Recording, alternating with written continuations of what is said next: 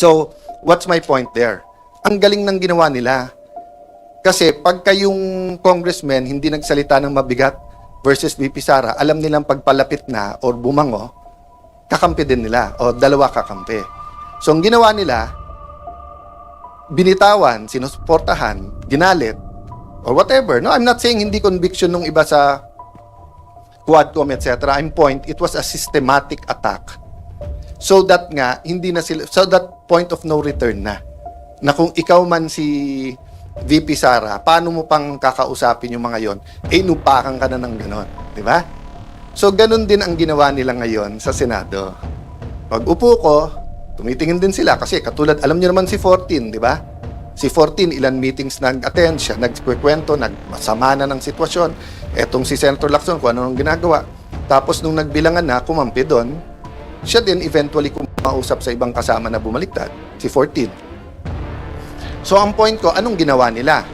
Imbis na dumami tayo by them going to us, nung nag-meeting sila, take turns tayo lahat umupak. Kaya alam ko sa grupo nila ang pinakamatalino, si Lito Lapid. Kasi si Lito, parang kasama nyo na ako, pero wag nyo nang asahan, umupak pa ako. Di ba? I mean, si Lito's the most honest and practical. We're here together, this is politics. Pero wag na tayong gumawa ng imbento tungkol sa kasama natin.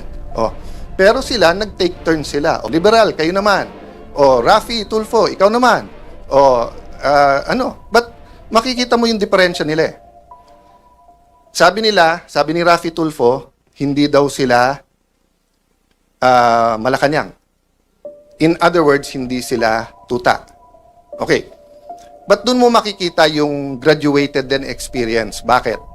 Kasi si Senator Tito Soto and Senator Rafi Tulfo, at least sila tuta ng Malacanang. Pero si Erwin Tulfo, tuta lang ni Lacson. Hindi siya tuta ng Malacanang. 'Di ba? Kasi nga may hawak sa kanya si Senator Lacson na alam sa kanya. Yung sinabi niya na may tatlong kumausap na wag pumirma. Unang-una, yung dalawa kakampi na nila. Pangalawa, yung kakampi nilang isa, nagsabi kay nakwento din sa akin yon. Sinabi kay Erwin, kami ang ginaganito ngayon. Ito ang hawak sa'yo. 1, 2, 3, 4, 5. Isang araw, ikaw gaganon. Kaya nung una, hindi rin pumirma si Erwin. So, yun ang mahirap sa Senado. 24 lang kami. Araw-araw kami nagkwekwentuhan. Minsan, nagiinuman pa. Kaya kung magkwekwento kayo, ayusin nyo kwento nyo kasi alam ko rin yung kwento eh. Di ba? Magkwekwento kayo, bitin pa. Yung totoo, Erwin Tulfo, isa-isayin natin hawak sa'yo. Gusto mo? Yung contractor na balik-balik sa office mo, yung contractor sa party, marami pang iba. Doon muna tayo. Marami pang iba. Di ba? Okay. So sabi nung iba, kung sasabihin mong tuta, ano si Senator Lacson? Hindi na po tuta si Senator Lacson, aso na po siya. Matagal na po matagal na eh. Okay. But ano ang ibig ko sabihin sa aso? Anong klase? Iba-iba kasing klase ng aso. Yung kayo po, pagka may utos sa inyo, kayo ay nag-asikaso. Meaning you take care of it. Meron din pong aso-kaso. Ano yung aso-kaso? Tatahol yung aso, kakasuhan. So kung makikita nyo po makikita nyo, ang usual procedure, kaya may affidavit o wala, ang witness itetest mo, huwag mong pababasahin ng affidavit. Kasi baka hindi siya gumawa ng affidavit. Si Senator Lacson, binaliktad niya. Hindi, basahin mo na lang yung affidavit. Hindi, sandali, payagan mo muna ang DOJ, kunin yung witness, gagawin yung affidavit. Pagbalik, basahin mo yung affidavit. Hindi po yun ang sistema. Nasaan yung mga abogado na kahit kakampi nyo sa Pinklawan, yung mga dean ng law school, nakita nyo rin yan eh. Noon time na yun, hindi pa panahon magsalita. Kasi akala natin, tama yung pupuntahan. Hindi. It's selective justice and some of it's not justice. Yung iba doon, invento. That's why naiintindihan ko yung sakit nung isa. Nasabi niya, inosente ako pa kakasuhan, plunder pa. Diba? So, I won't go there because I don't wanna talk about that now. And pasensya na po kayo. Minsan pa kasi sa putikan yung away, so mapuputikan ka talaga, babato ka rin sa putik. But that doesn't mean as Christians, mag-iimbento tayo. We will use money, we will use PR, we will use etc. Diba? So, pasensya na po kayo kung minsan kailangan kong sagutin. Tactical yon. But going back to the strategic, ano ba ang ating trabaho ngayon? To reveal the truth. The truth about the problem in healthcare.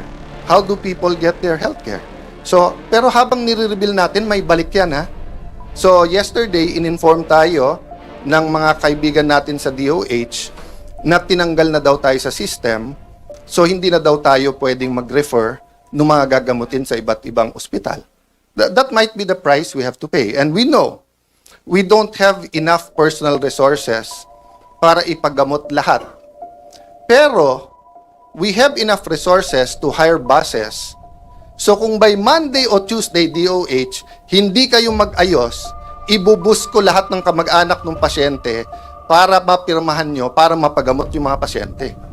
Kasi hindi naman ako aatras eh. Di ba? May sakit sila, ang dami-dami yung pera, abroad ka ng abroad, Mr. Secretary. Picture ka ng picture kasama ng mga nasa vape. Di ba?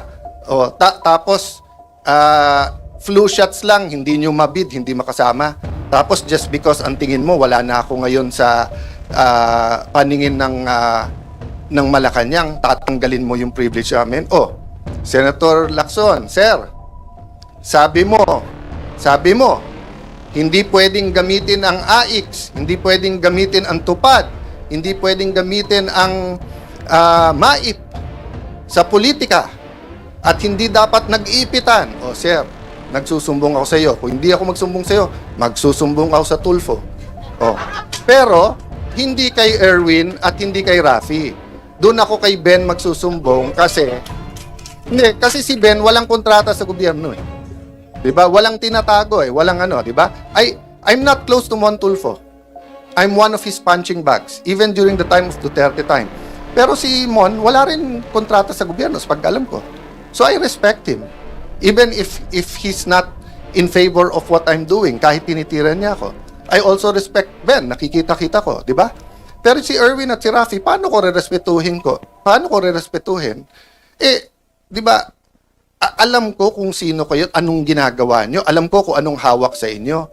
Tapos, aaraw-arawin nyo ako sa media. Magdebate tayo, sabihin nyo yung topic, yung debate ng katotohanan, debate ng flood control, debate ng contractor, di ba? Huwag tayo magdebate ng kung ano-anong gusto nyong topic na nililihis nyo lang sa mga nangyayari.